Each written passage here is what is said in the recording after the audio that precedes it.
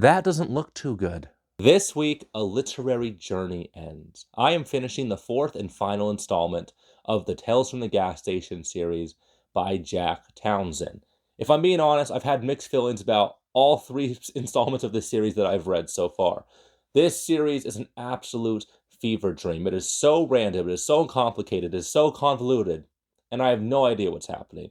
I finished the third installment a month ago, and I think I kind of have an iota of an idea of where the author is going, but where this series is going to end up, I have no idea. This series has a lot of potential. If the author is able to stick the landing, this might be in my top 10 favorite series of all time, despite the shortcomings of the previous installments. So, yes, it's always a scary thing when you finish a series because the final installment tells you if the time and effort invested in the series was worth it. I'm thinking it'll be worth it, but you never know. One of my goals for this year is to finish a lot of the series I'm already reading so I could start popular series that everyone is talking about, like Sun Eater and the Red Rising saga. But I gotta get this series out of the way first. Welcome to the Neverending Reading Vlog. How complicated is Tales from the Gas Station? Well, I had no idea what was happening in the first three installments. But Volume 4, the fourth and final installment, added something to the book that made it so much easier to follow. There are footnotes. I love footnotes. Footnotes are sexy. And now the story is a lot easier to follow because Jack Townsend, our author and narrator, because the book's written in a format, it's like you're reading the blog entries of the author who's telling the stories of his adventures at this gas station. And so many things happen. So many twists and turns. So many character deaths. So many random, monstrous encounters. And now there's footnotes. So they mention something. There's a little number. You click on it. And it's like, remember when this happened? And I'm finally able to follow the plot. I'm able to follow the plot as it's unfolding. And I'm all here for it. So far, Volume 4, the fourth and final installment, is going really damn well. I'm very happy. Definitely the best installment of the series so far. On the manga front, I'm reading a manga called Erased, and it tells the story of 29-year-old Satoru Fujinuma, a struggling mangaka. You know, he's a little pretentious, he's an artist, he wants to succeed, but his art is lifeless. But he possesses a very special ability known as revival that sends his consciousness back in time moments before a life-threatening incident, which enables him to stop bad things from happening. He changes the timeline. When someone close to him is murdered, he goes back in time many years in the past to try to stop the murder from happening, and consequently, he's going to try to stop a serial killer that was at large during his youth. The artwork leaves a little to be desired, but I'm quite excited for this mysterious thriller manga. There are a lot of memorable passages in the Tales for the Gas Station series. Here are some of my favorite ones so far from Volume 4. Oh, so we're doing this, dispelling with the formalities and talking out and open and unprotected? Just raw-dogging the truth for a change? As a rule, I leave the burden of introductions to the one initiating the conversation. Same, Jack, same. That's what friends do, boss. They loan one another emotional strength. Sometimes in our lives, we all have pain and sorrow. We all need somebody to lean on.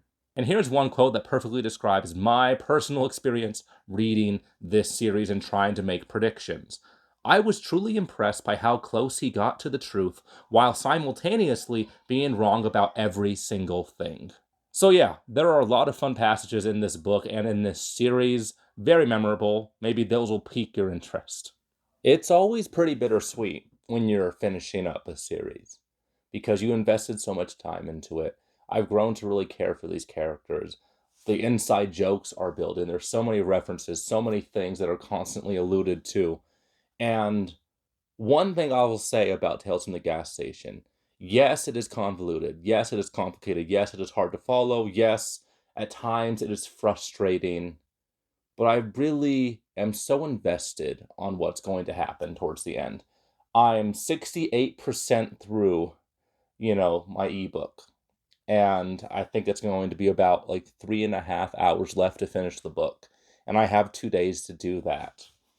And I'm not sure how the author's going to tie up all these loose ends. I'm not sure What is even the point of this series?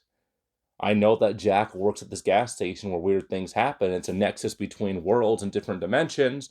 And I know there's conspiracy upon conspiracy. There's governments, there's ancient gods, there's secret societies, there's just good old fashioned, local corruption on the local level of politics. But what does it all mean? And I could see why this series really built a cult following, particularly the podcast version of it, the web novel version of it. There are a surprising amount of of people and creators who focus so much on the Tales from the Gas Station. And I'm understanding why there's such a cult following. This series will not be for everybody. And I'm not even sure if I'll recommend it after I complete it, if I'm being honest. I'm enjoying it. But I like weird stories. I like fever dreams. I love being suspended in confusion. I love a nice, frustrating read. Like, I feel like the past month or so, I've read a lot of really frustrating reads, and Tales from the Gas Station is one of those. But there's something there. It's really hard to put into words. But I love being confused sometimes. It's nice to read a book where you can't guess every plot point. You can't guess where the author's going. Like, yes, even if you're reading a very complicated book, you will guess some things correctly. That won't happen in Tales from the Gas Station. There are so many scenes where you think it's going a certain direction, and then Jack just does something really stupid. And it gets frustrating because every book, every installment of this series, there are several times that the mystery could be solved if he just decided to do the right thing, and he chooses not to. But he's finally starting to wisen up, and I can't wait to see where this character growth leads. Also, side tangent, I'm so glad that TikTok, the ban of TikTok, has kind of been pushed backwards because I don't care too much about TikTok. I was on Book Talk for about 2 months, and I kind of got burnt out. But CapCut, the video editing software that I use for my vlogs, that was also, shut down last week. So that's why last week's vlog was worse, not up to the usual standard of video editing that I'm, used to being able to give you guys. So I'm glad to have all the bells and whistles back because while TikTok's ban is being pushed back, so is the CapCut ban because they're owned by the same company. So very happy to have CapCut back because I have some video ideas planned. I have a video series where I'm going to talk about why Book Talk is better than BookTube, and I'm going to post probably a video on the same day about why BookTube is better than Book Talk because Book Talk gets a lot of hate here on BookTube, and a lot of it is warranted, if I'm being honest. But there are some benefits Book Talk has over BookTube, and I love both platforms very much. Saturday night, I'm really happy with what I was reading today. I have about 80 pages left of Volume 4 of Tales from the Gas Station. There's so many questions that the author is answering because one complaint I had about this series is every time I finish a book, every time I finish an installment, I left with more questions than answers. And I was worried that the author wasn't going to be able to solve enough mysteries to give a sense of catharsis to the reader. And most of the questions I had are already solved, and there's only 80 pages left. And that's quite an exciting prospect because the main complaint I had about the series is no longer valid.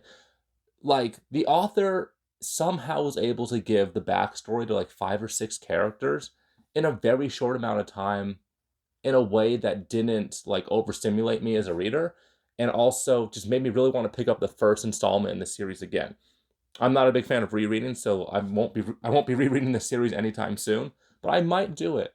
And just the fact that I'm considering that is something special. I was Googling the Tales from the Gas Station fandom, and it has a very vibrant online community of fans. The author is still writing stories in the universe, and that's a very exciting prospect. I will definitely be continuing on and reading all the things that are tangential to this quartet because I really love the characters. I love the humor. I love the wildness, fever dream like nature of these stories. Erased, the manga. The inciting incident happened, and I am now 100% emotionally invested. I'm going to see this short journey through till the end. I believe there's 8 or 10 volumes. I love the whole idea of sending your consciousness from the present day back to your past. So like in this manga series, our main character has the ability to go back in time, but like he doesn't send his entire self back into the past.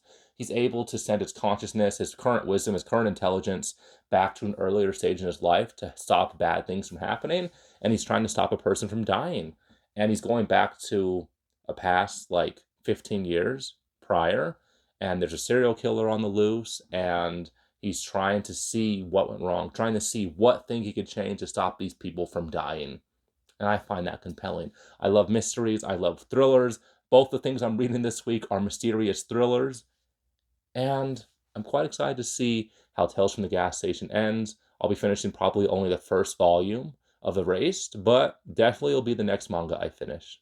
Sunday morning, from the car, my kids are sleeping. I don't want to wake them up. That would be a bad day. But I finished volume 4 of Tales from the Gas Station. Was the journey worth it?